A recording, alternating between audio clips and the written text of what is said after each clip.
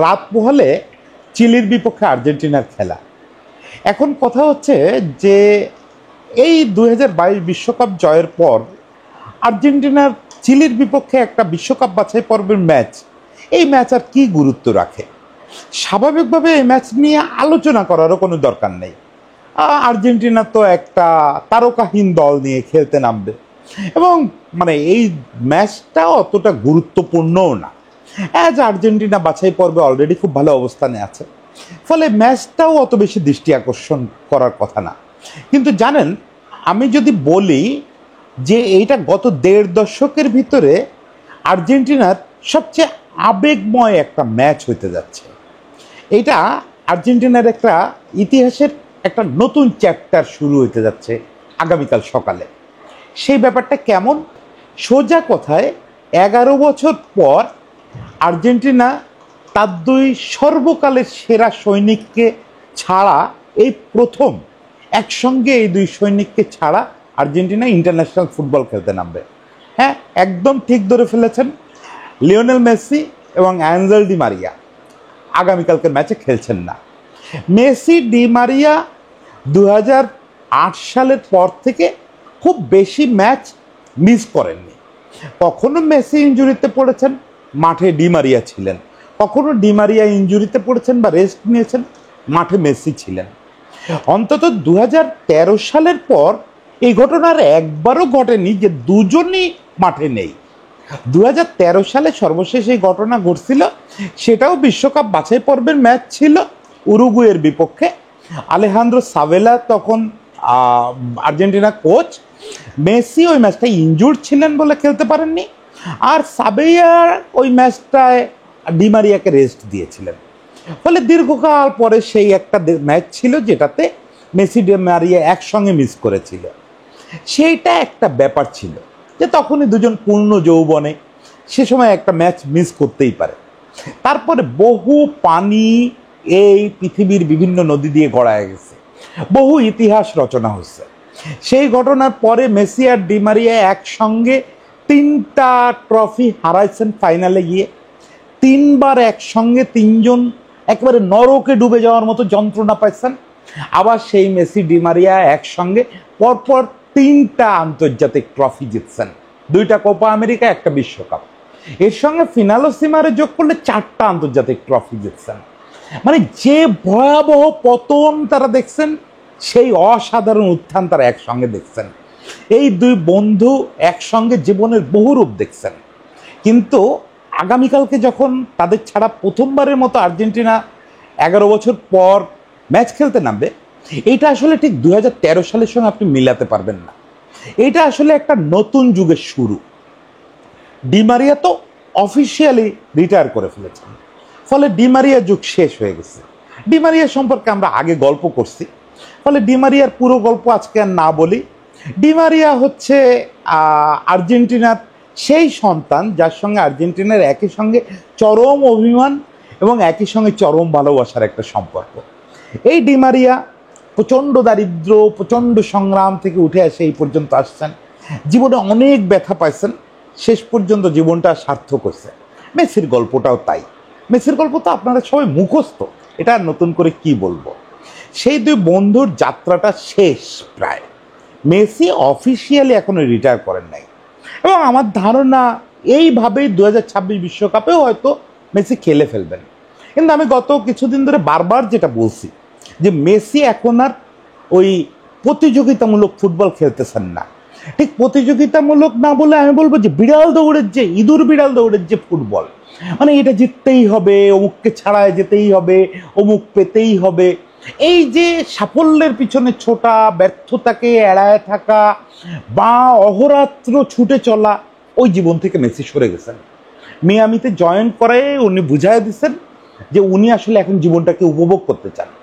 Messi এখন যেভাবে football খেলতেছেন, এটাকে ঠিক পেশাদার ফুটবল খেলা আমি বলবো না, এটা হচ্ছে উপভোগ করা।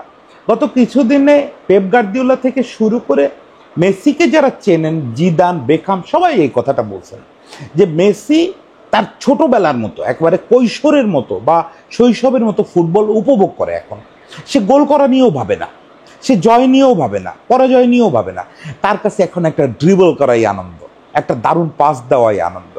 ফলে মেসিও আলটিমেটলি নাই আর, যদিও ইনজুরির কারণে আপাতত খেলতে পারছেন না। মিয়ামি কর্তৃপক্ষ জানিয়েছেন যে তিনি খুব দ্রুত অনুশীলনে যোগ দেবেন।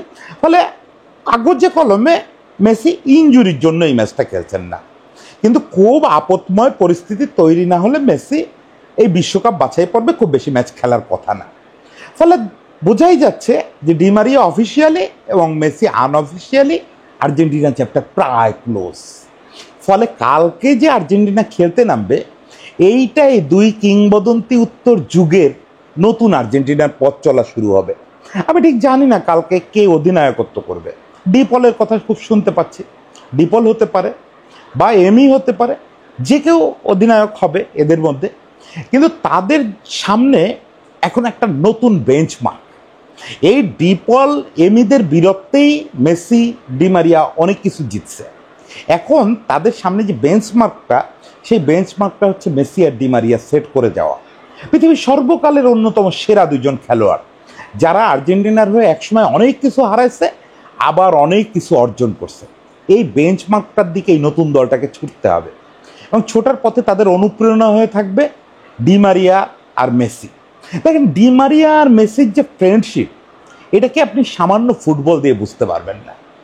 2005 সালে মেসি যুব বিশ্বকাপ জিতছিল, 2007 সালে ডি মারিয়া বিশ্বকাপ জিতছিল, যুব বিশ্বকাপ। 2008 সালে এই দুজনের বন্ধুত্ব শুরু হয় অলিম্পিকে, বেইজিংয়ে বসে বন্ধুত্ব শুরু হয়। দুজনের প্রথম দেখা হয় বেইজিং অলিম্পিকের গেমস ভিলেজে। সেই যে দুজনের বন্ধুত্ব শুরু হলো, তারপর থেকে দুজনে একসঙ্গে ওই বছরই অলিম্পিক গোল্ড জিতলো। এরপরে দুজনে একসঙ্গে পৃথিবীর নানা রূপ দেখছে। 2014, 15, 16 টানা 3টা আন্তর্জাতিক ট্রফির ফাইনালে হেরে গেছে। মানে সে কি বিভৎস অভিজ্ঞতা, পুরোটা তো এখন বলতে পারবো না। ডি মারিয়ার উপর দিয়ে সে কি ভয়াবহ যন্ত্রণা, তার বাড়িতে আক্রমণ করা, তারে সবাই মিলে নিন্দামন্দ করা, সবাই গালিগালাজ করা যে তোমার কারণে হেরে গেছে, তুমি খেলতে না পারা হেরে গেছে, কত কষ্ট সহ্য করছে। আরেকটা কোপার ফাইনালেও একই ঘটনা ঘটছে, ও খেলতে পারে নাই, আর্জেন্টিনা জিততে পারে নাই। মেসি 2016-তে অবসরই নিয়ে ফেলছে। যে লোকগুলো মেসির অবসর থেকে ফিরায় নিয়ে আসছে, তার মধ্যে ডি মারিয়া একজন। ওই 2008 থেকে দুজন বন্ধু, সে নিজেও সিদ্ধান্ত নিয়েছিল যে সেও আর খেলবে না। পরে সে যখন মার কথায় কনভিন্স হয়ে আবার খেলার সিদ্ধান্ত নিল, সে মেসির বাসায় গেল, গিয়ে বললো, বন্ধু আমি তো খেলবো, আসো দুইজনে আরেকটা লড়াই দেই, আরেকবার হয়ে যাক, শেষবারের মতো একটা চেষ্টা করে দেখি। তারপরেও কিন্তু অনেকটা দিন চলে গেছে, 2018 বিশ্বকাপ চলে গেছে, অনেক পথ পাড়ি দিতে হয়েছে, তারপরেও অনেক প্রতিকূলতা পাড়ি দিতে হয়েছে, তার হাল ছাড়ে নাই। শেষ পর্যন্ত 4টা ট্রফি নিয়ে তারা এই বর্ণাঢ্য জীবন শেষ করছে। কি অসাধারণ একটা ব্যাপার, তাই না? দুইজনকে আমরা মেসি নামে চিনি, আমরা ডি মারিয়া নামে চিনি। মেসির কাছে ডি মারিয়া হচ্ছে ফিডেও। ফিডেও মানে হচ্ছে নুডলস, ওই যে নুডলসের মতো আঁকায় বাঁকায় ড্রিবল করে, ওই জন্য মেসি তাকে ফিডেও বলে ডাকে। আর ডি মারিয়া জানেন কি বলে ডাকে? ডি মারিয়া ওকে মিজেট বলে ডাকে। ওদের একটা স্প্যানিশ শব্দে উচ্চারণটা করে, মিজেট মানে হচ্ছে খর্বাকৃতি মানুষ, বামন মানুষ। মেসি তো একটু খাটো, মেসিকে অন্য কেউ খাটো বললে কিন্তু মেসি খুব চটে যায়। এই নিয়েই মানে ক্লাবে ফুটবলে মেসি অনেকবার রিয়াক্ট করছে মেসিকে যদি কেউ হাইট নিয়ে কথা বলে। কিন্তু ওর প্রিয় বন্ধু ডি মারিয়া, ওরে সেই আমরা বলি বামনবীর, ও বলে মিজেট। এই মিজেট বলার কারণ কি, এটা ব্যাখ্যা করতে গিয়ে ডি মারিয়া একবার অসাধারণ একটা ফিলোসফিক্যাল উত্তর দিল। বললো যে দেখেন, সারা পৃথিবীর কাছে মেসি হচ্ছে একজন এলিয়েন, যে যার মানের ফুটবলার এই গ্রহে আর কখনো জন্মায়নি আগে, আর জন্মাবেও না। ও পৃথিবীর বাইরের কেউ। এখন আমরাও তো তাই বিশ্বাস করি। খেলোয়াড় মেসিকে যখন আমি দেখি টিভিতে বা মাঠে, তখন আমার কাছেও মনে হয় যে ও ভিন গ্রহের কেউ। কিন্তু আমার বন্ধু মেসি, সে তো একটা খর্বাকৃতি মানুষ, তারে তো আমি বামনবীর বলে খেপাতে পারি, সে তো আমার কাছে এলিয়েন না, সে আমার কাছে আমার বন্ধু। আমার বন্ধুরে তো আমি বামনবীর বলেই খেপাবো, আমার বন্ধুরে কি আমি এলিয়েন বলবো? কি অসাধারণ সম্পর্ক, অসাধারণ সম্পর্ক। পৃথিবীর আর কেউ, এমনকি আমার ধারণা মেসির ওয়াইফও যদি মেসির মিজেট বলে, মেসি চটে যাবে। কিন্তু ওই একটা লোকের কাছে সে মিজেট, এবং সেটাতে তার কোনো আপত্তি নেই, কারণ সে জানে ডি মারিয়ার কাছে তার বামনবীর হয়ে থাকতে কোনো আপত্তি নেই। তো সেই মেসি ডি মারিয়া চ্যাপ্টারের শেষের শুরু হচ্ছে আগামীকাল ডিমারিয়া অফিসিয়ালি আর খেলবেন না, মেসি আনঅফিসিয়ালি এখন থেকে হয়তো যাওয়া আসার মধ্যে থাকবেন। কে জানে, হয়তো 2026 বিশ্বকাপ খেলেও খেলতে পারেন, নাও খেলতে পারেন, ইটস আপ টু হিম। তবে একটা সুখবর দিয়ে শেষ করি, সেটা হচ্ছে ডিমারিয়া থাকবেন না যে বললাম, আসলে কিন্তু থাকবেন। আসলে ডিমারিয়া মাঠে আসবেন, ডিমারিয়া মাঠে আসবেন এবং ডিমারিয়া তার জার্সিটা পরেই সম্ভবত আসবেন। ডিমারিয়া সর্বশেষ জেতা কোপা আমেরিকা ট্রফিটা হাতে নিয়ে ম্যাচের আগে মাঠে ঢুকবেন, দর্শকের সামনে ট্রফিটা প্রেজেন্ট করবেন এবং ডিমারিয়া অফিসিয়ালি দর্শকদের কাছ থেকে এই মাঠে দাঁড়ায় বিদায় নেবেন। তিনি ওখানে একটা ছোট্ট বক্তৃতা দিবেন। বেনফিকা সম্ভবত তাকে পারমিশন দিয়ে ফেলেছে আগামীকালকে ট্রাভেল করার জন্য। তো সব যদি ঠিক থাকে তাহলে কালকে আর্জেন্টিনা ম্যাচটা দেখতে হবে, নতুন প্রজন্মের নতুন শুরুটা দেখতে হবে।